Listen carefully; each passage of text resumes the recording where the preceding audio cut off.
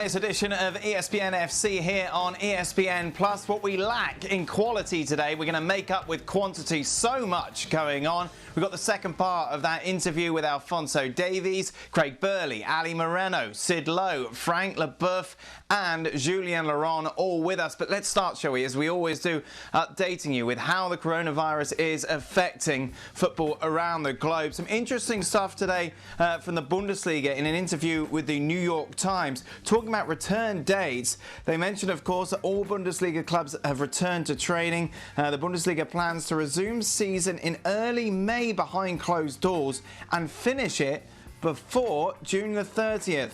Bundesliga expects no fans until next year. Meanwhile, the Eredivisie plans to resume season on June the 19th, and that will finish up by the end of July. Meanwhile, Jose Mourinho was caught flouting government guidelines by training some of the Spurs players yesterday, including Burley. He has since apologised, issuing this statement saying, "I accept that my actions were not in line with government protocol, and we must only have contact with members of our own household. It's vital we all play our part, follow government advice in order to support our heroes in the NHS and save lives." Well, let's welcome Craig Burley and Julien Laurent to the show. Craig, what do you make of this?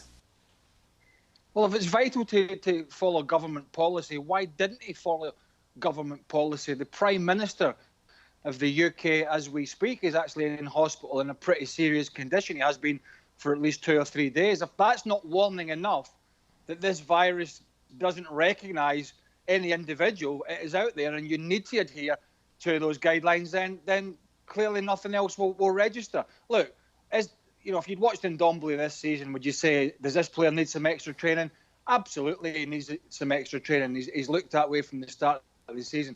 But this is not the time and the place. There are clear guidelines. There are some people who are not adhering to it, but unfortunately when it's a very public person like Jose Mourinho, that's not going to make the matter any better for Joe Public in the street to try and stay inside, stay away from other people and keep your social distancing. It's irresponsible at the very best. Jules, you could have had 20 guesses of which Spurs player he would have been caught with. Burley would be very much down the bottom of that list, considering the criticism the Frenchman has received of late. Yes, you're right. That's the I guess the positive for Spurs is that Mourinho and Ndombele are friends again now. Clearly, for Mourinho to break the government guidelines to go and have an individual training sessions, because as I was told today by someone at the club, the others that got caught running and not being social distancing, Sanchez and Cessignon on one hand and Serge Aurier and one of his friends on the other hand, were not part of that session. That session was only Mourinho and Ndombele. The club knew nothing about it. It was arranged by Mourinho himself to sort of maybe rekindle their relationship in a way, as you said, very much broken since Mourinho took over from Mauricio Pochettino in November. But at least that was the positive. The negative is pretty much everything that Craig just explained. Craig, how did he think he was going to get away with this? Maybe, I don't know. I mean, at least he might have went out and bought a false nose and a moustache and some glasses or something. Just do anything. But, so public about it. I mean, at the end of the day, if Mourinho had called me as a player and said, we're going out training together, I would have just said no. If there's one excuse you've got for coming back slightly unfit at the moment, it is this pandemic. So, clearly there are blame on both sides. It's real stupidity when you see the scenarios surrounding lots and lots, thousands of people now who are affected by this in terms of the illness itself in the UK, never mind all the economic problems going around with it. So it's just utter stupidity, but it's been nipped in the bud. And as Tottenham, I think, have said themselves, we have to make sure that our employees adhere to government policy. Gentlemen, thank you very much. A lot more from Craig and Jules over on YouTube as they're answering your questions today on Extra Time. In case you missed yesterday's interview with Alphonso Davies, you can check that out over on our podcast from yesterday. By the way, part 2 is coming up. We're going to put them both together for a special podcast, so keep an eye out for that. But as promised, here is part 2. How would you rate that performance for you? You think your best one yet? Because Champions League knockout rounds, how does it rank for you? Yeah, playing Champions League is I don't know what to say. Champions League is different. Once you hear the anthem, it's like everything rushes to you, and you just want to go out there and run for 90 minutes straight. I think I played really well. I did what the coaches told me to do. I did play my part, defend well, attack well. I knew that I was playing against quality players on the left side, or their right side. So I knew that I had to be on my A game, or I don't want to, anything can happen, and but yeah, I just wanted to be on my A game and perform. And then just when you guys come back, when we finally get football again and hopefully Champions League again, with this team, do you feel like this Bayern team can definitely just win it all? I really feel that with the quality we have, I think we can win the Champions League each and every day. We always have that in the back of our mind. If this year can be our year to win Champions League again. And then of course, I mean, behind every good team is a pretty good leader. You do have that one in Hans-Dieter Flick. He's been made permanent. Now, how have things changed under him? What was that transition like? Or what's your favorite part working, with him, favorite parts about it? Yeah, my favorite part about him, he lets us play. He lets us, be creative. Yeah, he implements his coaching tactics, how he wants us to play, but, obviously win games. And that's what other players we want to do as well. And obviously enjoy playing our football. Because, if you enjoy playing your football, that's how you win games with a smile on your face. Was making the transition from him, to becoming the main man there now, was it pretty easy for you? Did it just flow? Yeah, no, it was pretty easy. Yeah. At first, I was like, maybe David doesn't want to play center back, but I asked him, like, you enjoy playing center back? He said, yeah, it's no problem. I'm like, okay. I'm gonna be on the left side. Whenever you need your position, just let me know, and he can come. So yeah, we make jokes like that. But yeah, I mean, me playing left back, it was pretty easy transition. Considering I have one of the best left backs in the world as my center back. So a lot of advice coming my way from him. You never had any worries, trying to get into the left back position? No, I had no worries. When I found out that they wanted me to play me left back, it's just to learn, more about the position. Asking questions, where I should move, where I should go. But yeah, he just Hansi just doesn't want me to play just strictly left back. Obviously, he wants me to, I join the attack as well because he knows I'm a winger as well. So he wants me to join the attack. But obviously, defensive responsibility as a left back is the number one priority. And then let's now just talk speed, because I know that's your baby right there. We saw the TikTok where, when God was making you, he definitely filled that cup to the brim. Is that your favorite part of your game? Yeah, I'm happy. I'm blessed that I have speed. To be honest, I don't know where I would be without it. Maybe a center mid, but no, I can't see myself playing center mid. And finally, just at Bayern now, I mean, obviously there's a ton of great players. We can list it off. It starts with you yourself included too. But since you're, of course, one of the juniors there, I suppose, were you ever surprised with just how good or just how intense they were when you started training with them? Do you have any stories of, like you said, seeing probably Robin in action or Lewandowski and going, "Whoo, that man really is good"? Yeah. I do have some stories. I think my first training, it was just passing. Yeah, it wasn't too bad. But the passing, their touches, their control, everything is so on point. You have about 2 seconds to make a decision after you get the ball.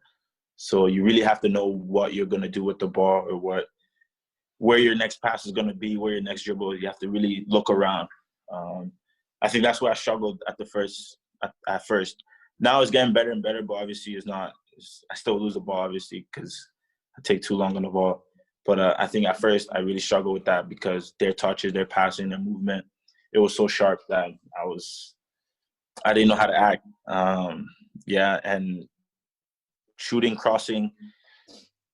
I crossed the ball with David Alaba at the beginning. He was it was so effortless to him. Crossing the ball is just so easy to him. On the other side, Rafinha as well. Just crossing the ball to these guys it's like passing. It's like It's so easy. I struggled because I would hit the ball too hard because we would be close to the 18-yard. I hit the ball too hard, and obviously I get a vice. So now my crossing is better than it was before. So now you know how to act. Yep. Well, Craig and Jules are back with us. Craig, how difficult is it to have done what Alphonso Davies has achieved in the fact that he's gone from what pretty much a left winger to a left back? Yeah, and a very good one at that. One of the most attacking fullbacks in world football at the moment, and a player with just on top of all the ability, Dan, a player with searing pace to burn, and a young guy that's only going to get better. The one thing I would say, and I'm not trying to take away from what he has done so far in his very young career, in the modern game, I think it is slightly easier to make that transition from the wide player to the full back. Because if you look at all the top teams now, the full backs effectively are the wide players. So they actually are the wingers. So the one thing that, for the likes of Trent Alexander-Arnold's and the Kyle Walkers and, the Jordi Albas, the list goes on, the Danny Carvajal, Alphonso Davies.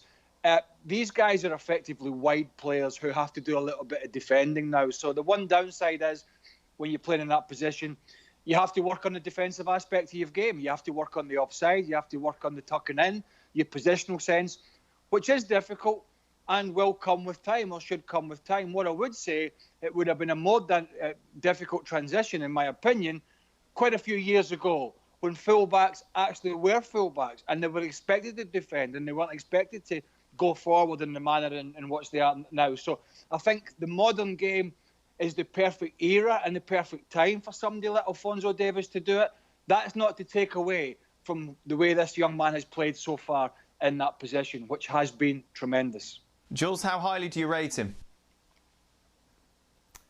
Very highly, like everyone pretty much in the whole of the world. The only thing I would say, and again, it's not me criticizing him or not, but let's give him a full season. We've had 3 months of Alphonso Davies as a left back, and yes, he's done great, but he will have tougher games than the one he's had so far. He will have tougher positions in the Champions League than the one game he had against Chelsea, for example. That was far too easy for him, and where, especially in the second half, he was outstanding. But he will, because he's not a defender naturally and by trade either, he still has a lot of things to learn in that position. His positioning, in the way he defends, his understanding with the rest of the back four, whether that's with Alaba centre back or someone else there. And there's a lot of things that he will have to improve to be a top left back. But so far from what we've seen, he's got all the qualities for it. So it's just about him working hard, listening to a lot of advice from people like Alaba, who now plays alongside him, and keep improving. But on paper, he has everything to make a great left back. But I think we still need to see a bit more from him before being completely convinced. Meanwhile, we've been conducting quite a few quizzes over on our YouTube channel between pundits. The latest one saw Gab against Jules. Who's the only country to have appeared in every single World Cup tournament, Jules?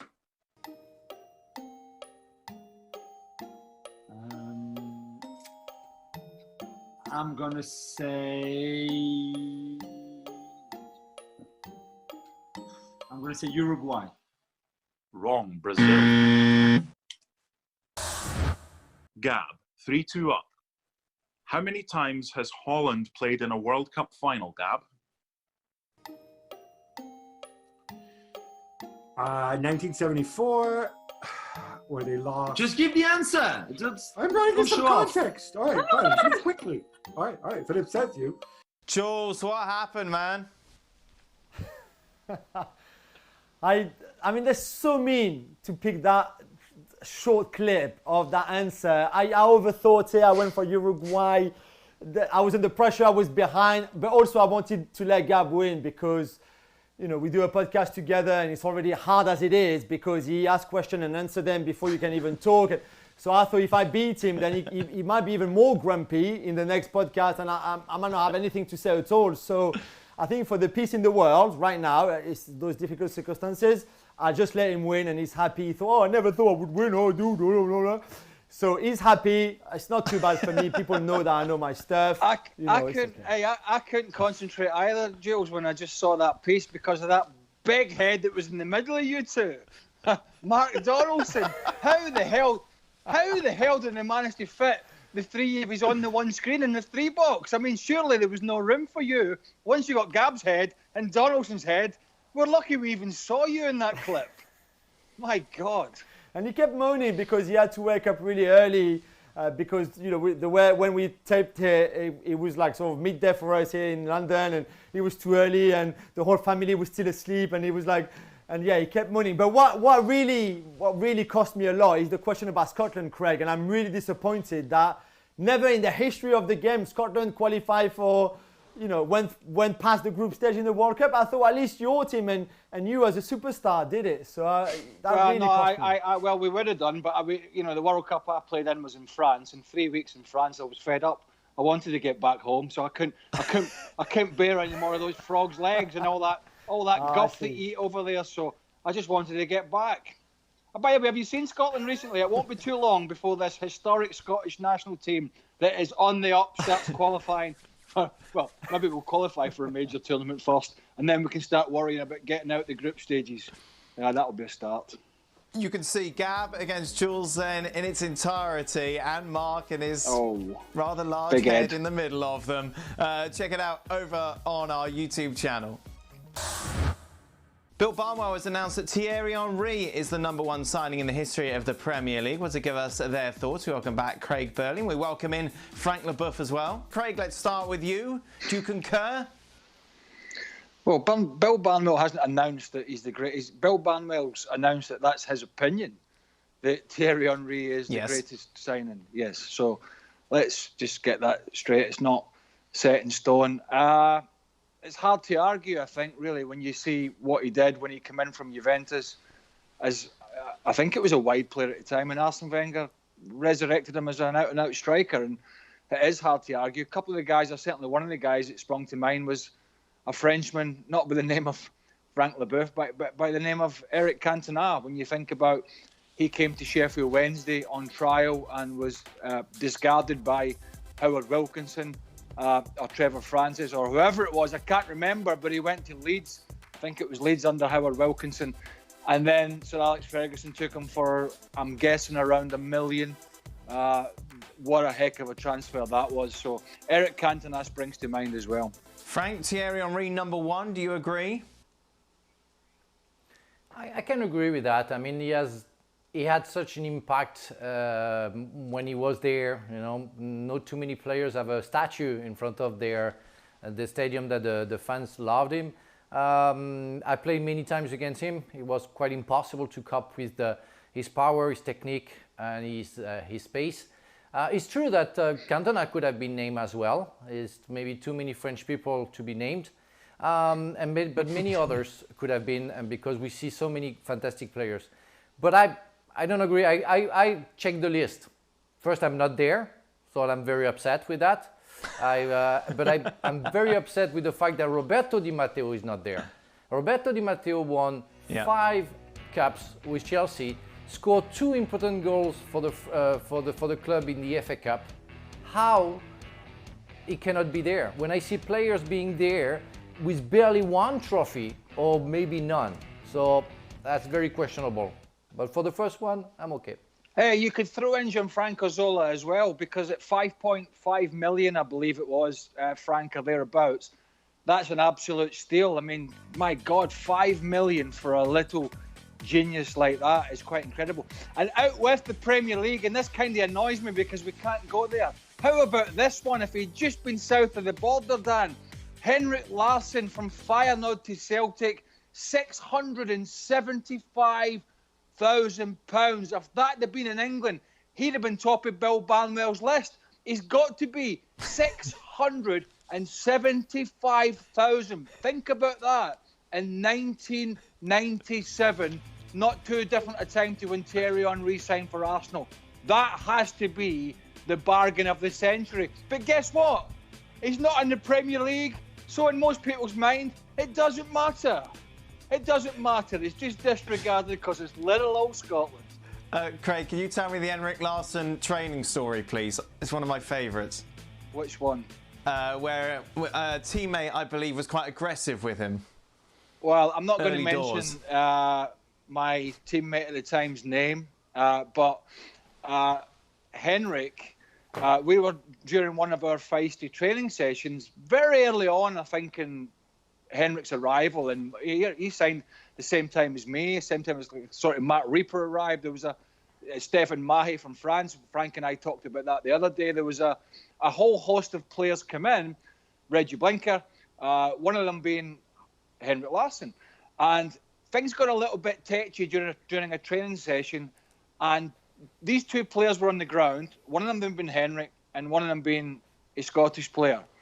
And the Scottish player, as they both went to get up, thought Henrik was going to go for him and gave Henrik what we know in Scotland as a Glasgow kiss, which is bang, the old headbutt. Now, I don't like to say that, I have to say, but it caught Henrik flush on the nose, and the blood's all coming out, it's gushing, and of course, what always happens, there was some young Glaswegian boys all watching the training session. Before Henrik even got back to Celtic Park to get it repaired, it was on the radio. So the news had broke. Oh, and guess what? Guess what? It was only 3 days before a Rangers-Celtic game. As if things weren't going to be hyped up enough, we've now got our star man who's just been headbutted by another player. The whole thing was a mess. And by the way, Dan, I have to say, Henrik's two black eyes were an absolute peach. I mean, you couldn't hide these things. It was just two horrendous black eyes. So, yeah. But I have to say, everybody got on great after that. It was an unfortunate incident. These things happen at clubs sometimes. We hope they don't, but it did. And I can say it didn't affect Henrik's performances going forward. But I'm not going to name the individual that headbutted him. You'll have to figure that out. Meanwhile, of course, our series over on the website continues. You had to be there, of course, for it to count. The most recent one, the best team that you've ever seen. This is what our writers have gone for. Quite a few, of course. The Barcelona team, who was so exceptional at the start of the decade. A couple also there for United, Juventus, Spain as well, also mentioned. Frank, for you, the best team that you ever saw?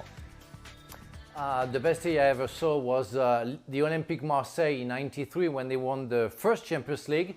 I was playing for Strasbourg, and they came to the stadium to play against us. It was just before, I think, a quarterfinal or semi-final of the Champions League. The atmosphere was amazing. We were losing 2-0. We finally drew against that team.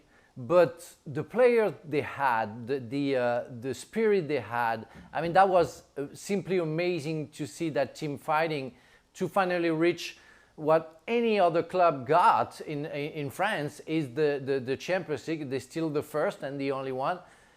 So yeah, they were absolutely fantastic. I was Rudy Fowler playing striker.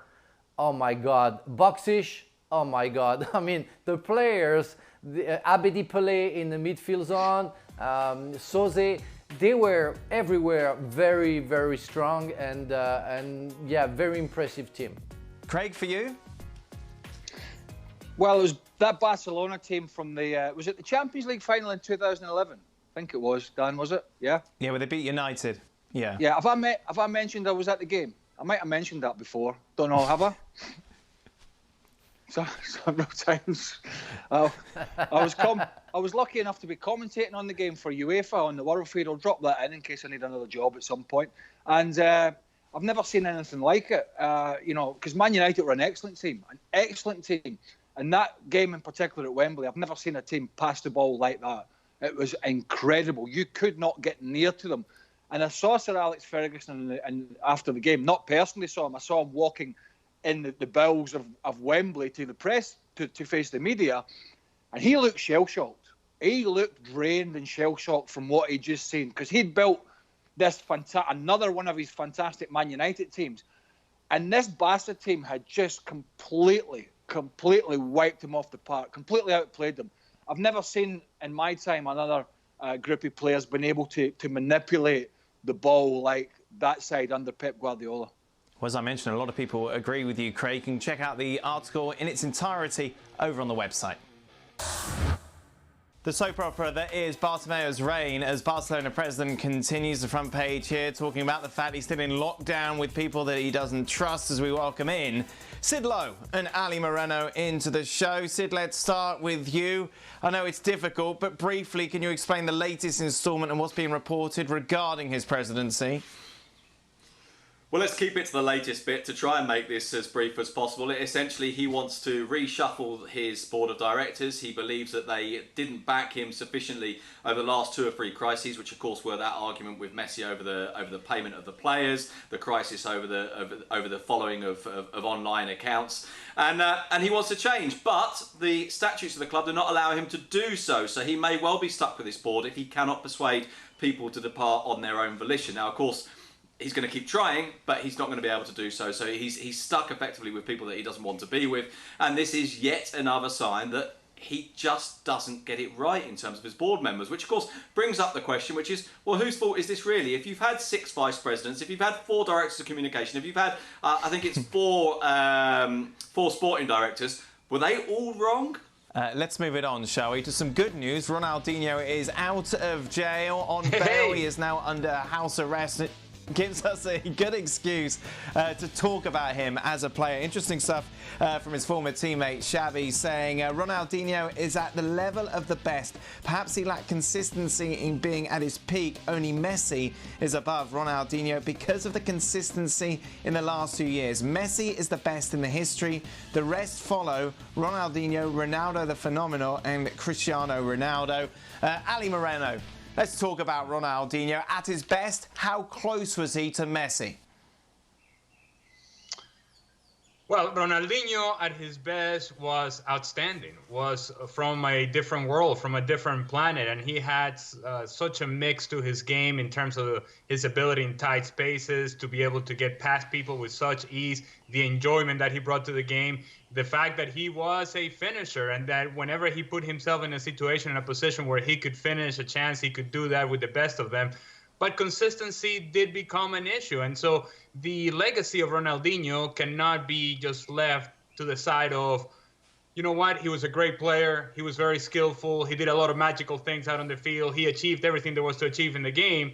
There's also a legacy of a guy that enjoyed to party and enjoyed the nightlife and enjoyed everything that came with being Ronaldinho. You don't end up in jail in Paraguay with a fake passport if there are some difficulties in your life trying to figure out what's right and what's wrong. And so this is sort of what Ronaldinho was over the course of his career. A otherworldly talent, a magical player, a generational talent, but a guy that had some issues on the side. Now, full disclosure, when Xavi is saying what he's saying, you have to take into consideration the fact that Xavi did not coincide with Ronaldo, the original Ronaldo, Brazilian Ronaldo. That Ronaldo left in '97 and Xavi started playing with Barcelona in '98. And so he did not see the full beast that was Ronaldo in his prime. And I can tell you, having played against both Ronaldinho and Ronaldo, let me tell you, up close and personal, at his best, the best player that I ever saw up close, it was Ronaldo. And I'm talking even about Messi. I'm talking about Neymar. I'm talking about all the big players that you can think of right now. Brazilian Ronaldo at his best. If we're in my backyard right now, in my soccer field back there, and I'm picking a team, my first choice continues to be Brazilian Ronaldo. Because for one game, at his very best, this guy was unstoppable. If you want to party, Ronaldinho or Ronaldo, that is a good question as well, maybe for another day. But apparently we have to stick with soccer. Sid, when he was good, how good was Ronaldinho? Well, I mean, just unbelievable. Just genuinely, as Ali says, a generational player, a player who was different to anyone else, who had skills that nobody else had, who was kind of winding opponents up because he was so much better than them. I would take slight issue with the choice of word in terms of consistency. I don't think he was inconsistent. I think he was incredibly consistent. I think what he didn't have was longevity. So for 3 years at Barcelona, he was by far and away the best player in Spain, by far and away the best player in the world, in my opinion. I think he was better than anybody. What he didn't have, as Ali says, because of all those kind of off-field elements, those bit by bit came to catch up with him. And that meant that his time there was too short. But in the time that he was at the top of his game, he was absolutely consistent, absolutely brilliant. He was, in terms of enjoyment, in terms of fun, in terms of that kind of sense of, you know, when you watch a player, you go, what the hell did he just do? How did he do that? It's just impossible. He was the best. And yet, I'm really glad that Ali said this, and I'm tempted to go with Ali on this, because remember that Xavi looks at Ronaldinho like that because Ronaldinho was the person who effectively gave new life to Barcelona, who revived them, and Xavi knows that and is extremely grateful for that. But Xavi didn't live the original Brazilian Ronaldo at Barcelona. And that season, 96-97, I have never seen anything like it in terms of someone who is just better than everyone else by such a long way. No, he wasn't as flash. No, he wasn't as kind of crazy. He wasn't as wild. He didn't do the tricks that Ronaldinho did. But I tell you what, if Ronaldo is running through on goal, I would bet my house, your house, and Ali's house on him scoring every single time. Meanwhile, let's talk about James Rodriguez, of course, linked to a number of clubs at the moment. Ali, you think back, it's 6 years now since that 2014 World Cup where he put in some of those PlayStation performances. I ask you, is he any good? It's a fair question. It is. Because at the club level, he hasn't been able to take that jump from what we saw in 2014 and what seemed to be the start of what was going to be a magical ride for James Rodriguez. And everything just kind of flattened out a bit. It almost seems like instead of taking a step forward, he's taking a step back. And to be quite honest with you, there's also a very clear contrast on what you see with James Rodriguez at the club level, whether that has been Real Madrid or Bayern Munich, and what you have seen with him with the national team of Colombia. With Colombia, everything revolves around James Rodriguez, and he has freedom to do as he wants, as he pleases, when he wants to, and when he pleases. That's not quite the case in these other teams that he has been a part of. And so, therefore, when he is asked to have any sort of responsibility that goes beyond having the freedom to play in the attacking half, he becomes a liability and becomes a player that simply cannot be trusted. And such is the case in the choices that Zinedine Zidane has made and some of the other coaches that he has worked with. I think James Rodriguez is still a very good player and could be a useful player under the right circumstances. And so I think about teams with wide open playing styles, teams that do not care about defending whatsoever, teams that are all about attacking. And so you start thinking about, well, Atalanta could be a great fit for him. Real Sociedad in Spain could be a good fit for him. Teams that are open and like to attack. Maybe even an Ajax in Holland. Or maybe he goes back to France and goes to Lyon or something like that. But it's not upper tier level anymore. It's a tier below that. And he's also going to have to make an adjustment in terms of what his demands would be in terms of wages, in terms of payment, because he is not at the elite level anymore. James Rodriguez is a very good player, but him and his agents and representative and whoever is talking to him have to tell him, hey, James, it's a reality check, baby. You're taking a couple of steps back, and that's the market that we're going to have to work with. Sid, James Rodriguez. Well, I suppose in answer to your original question, how good is he? The answer from a Spanish perspective, at least, is we don't know.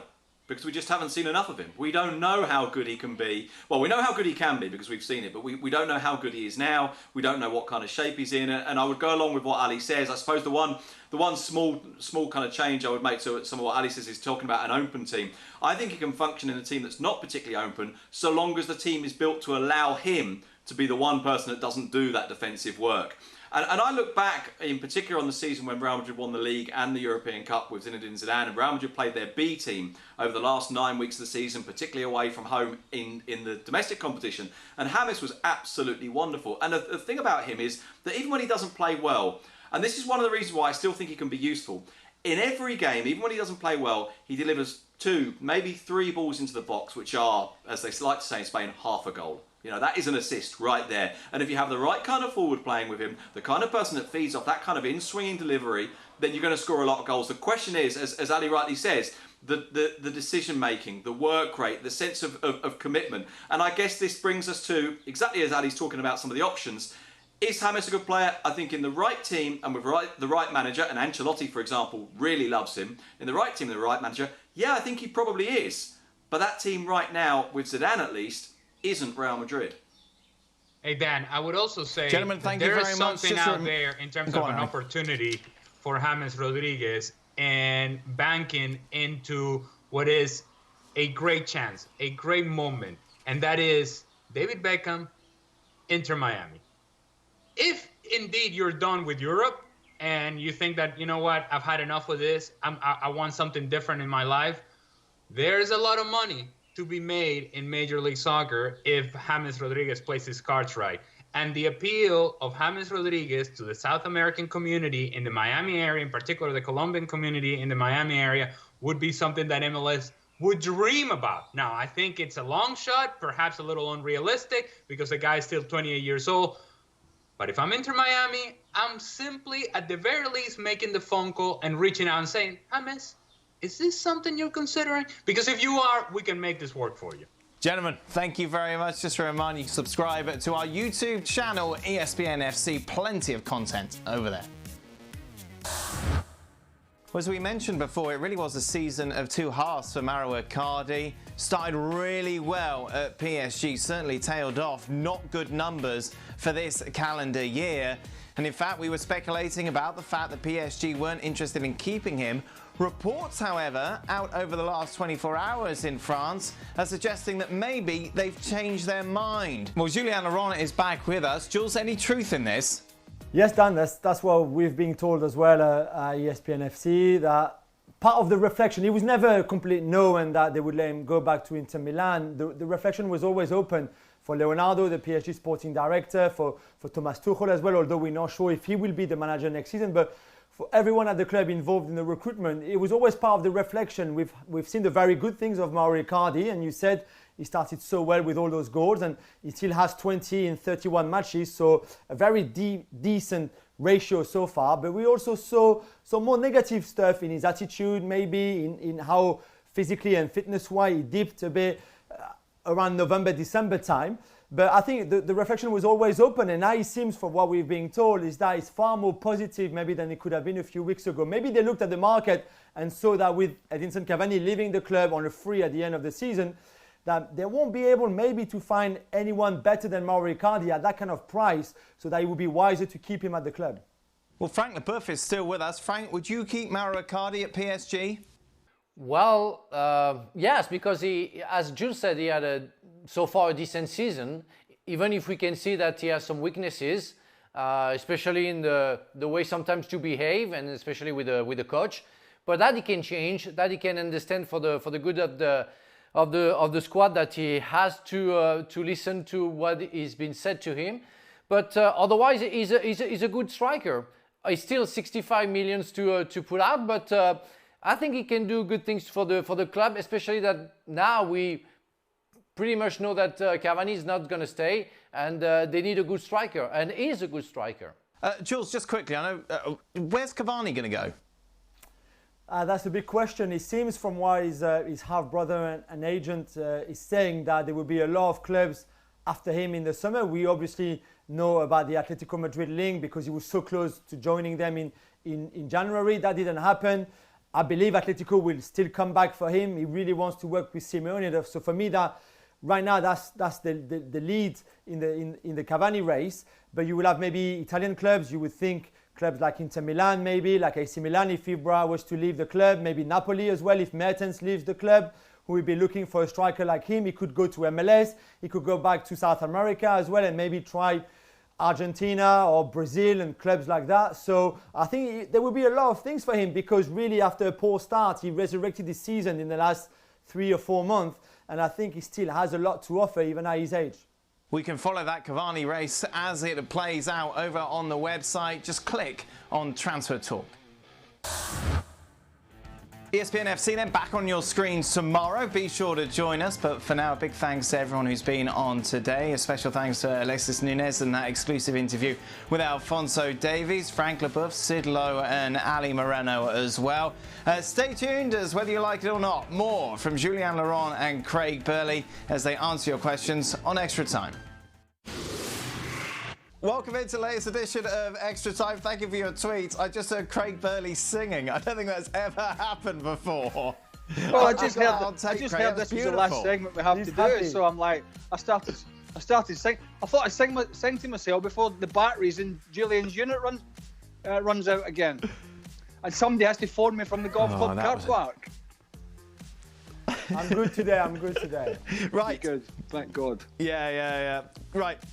Craig, if you were still playing now, would you want to play under Klopp, Guardiola or Frank Lampard with his great potential in youth development? Sent in by Lampard himself. Mr. Yes. Mr. Frank Lampard now on Twitter. No. Well, we can rule out Frank because Frank's just new to this game in terms of management. Yeah. But the other two, wow. I think it's a 50-50 split. I mean, I think the way Guardiola's teams have played over probably a decade plus, and the effervescent energy of a Klopp squad and a Klopp dressing room, and just his energy in general, and it's a difficult one. I'm a 50-50 split between the pair of those. They're just two magnificent coaches. So you're going to sit on the fence these days? What's happened to you? What? You're getting soft. Well, I like them both, and contrary to popular opinion, I don't hate everybody. I'm even liking myself these days, and that's going a bit. So I'm quite happy. It's like, we've got to be thankful we're here. We're doing programs. We're putting content out, and I'm not here to ruffle feathers or cause controversy. The Craig Burley of controversial days has gone.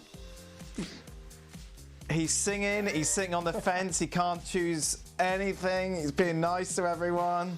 Man. Yeah. You're like one of those UK pundits these days, Craig. Right, next one. Yeah. Zlatan or Drogba, Jules?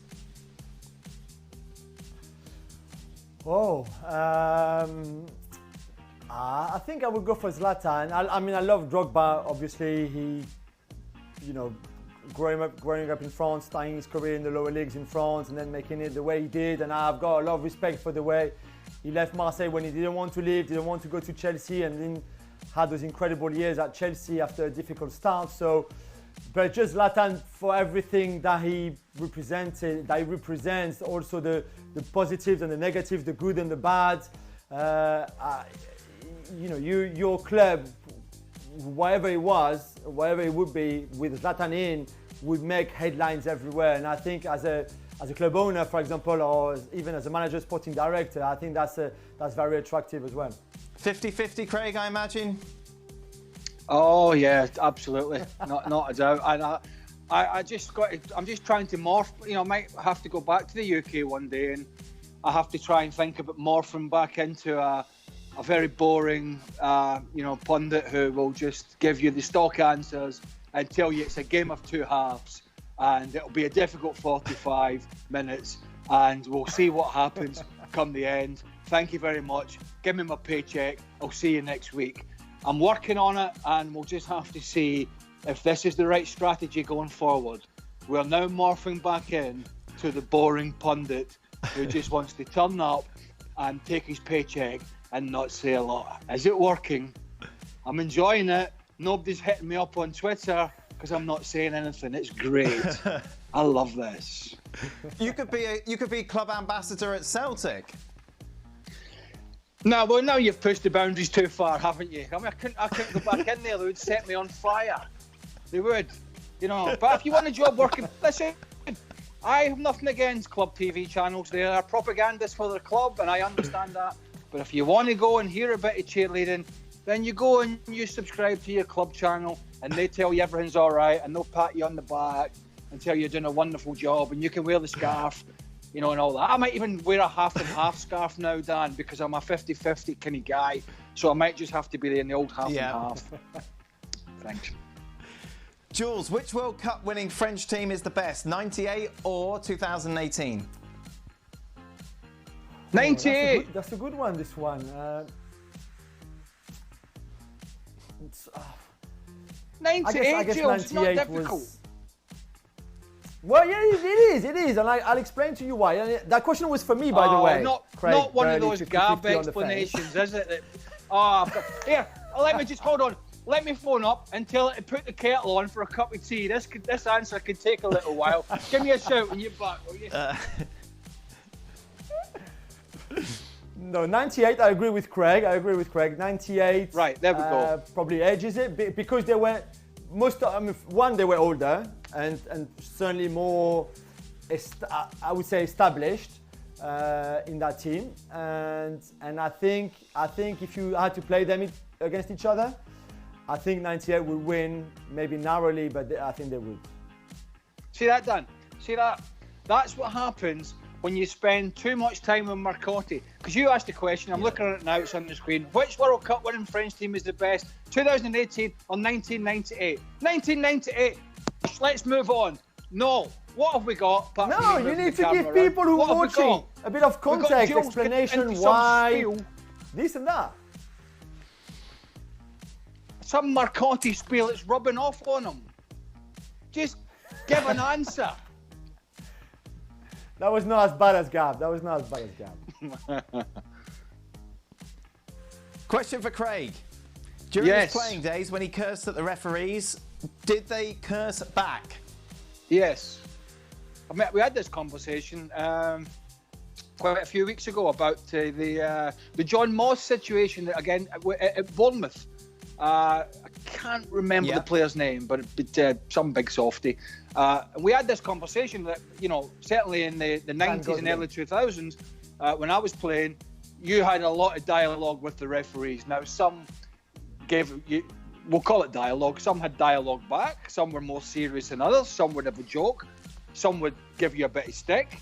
You would do the same to them, and it was fun. And you kind of got a rapport, and you built an understanding, whether it be in the Premier League or in Scotland when I was playing there, about which referee you could push the buttons, which ones you could have that bit of banter, which one you had to draw the line with.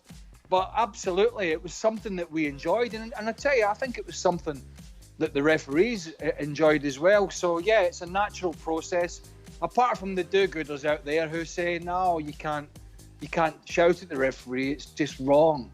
It's very dull and boring and they've got a job to do and they can't shout back because it's 2020 and everybody gets offended. So I don't know, but we did. For the first time this week, a correct answer from Jules. Yes, indeed, it was Dan Gosling. Check out, by the way, Jules against Gab in his quiz on YouTube. Do you know, Dan, when listen, shut up a minute.